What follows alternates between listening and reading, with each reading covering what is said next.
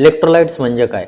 नमस्कार मित्रांनो, आज आपण खूप एक महत्त्वाचा पण कमी लोकांना माहीत असणाऱ्या ब्लड टेस्ट बद्दल माहिती पाहणार आहोत. म्हणजेच इलेक्ट्रोलाइट टेस्ट. आपल्याला वारंवार चक्कर येणे, थकवा जाणवणे, हातापायात क्रॅम्प्स येणे किंवा कमजोरी वाटणे अशी लक्षणं असतात. तर यामागचं कारण शरीरामध्ये इलेक्ट्रोलाइट इम्बॅलन्स असू शकतं. पण आता इलेक्ट्रोलाइट्स म्हणजे नेमकं काय? इलेक्ट्रोलाइट्स म्हणजे आपल्या शरीरातील खनिज घटक जे शरीरात पाण्याची पातळी संतुलित ठेवतात, नसा योग्य प्रकारे काम करण्यास मदत करतात, मसल्स मुवमेंटला मदत करतात आणि हृदयाची धडधड नियंत्रित ठेवतात.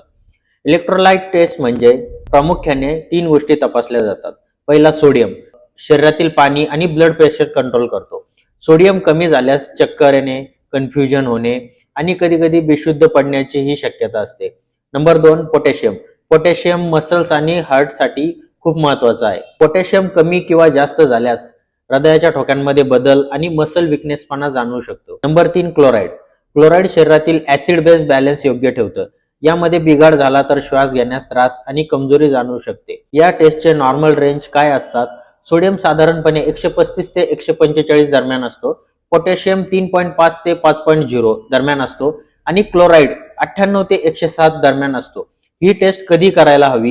जर तुम्हाला वारंवार वॉमिटिंग किंवा लूज मोशन्स होत असतील किंवा खूप घाम येत असेल, पाणी कमी पिल्यामुळे डिहायड्रेशन होत असेल, किडनीचा आजार असेल किंवा आयसीयू मध्ये ट्रीटमेंट सुरू असेल, तरी ही टेस्ट करायला सांगतात.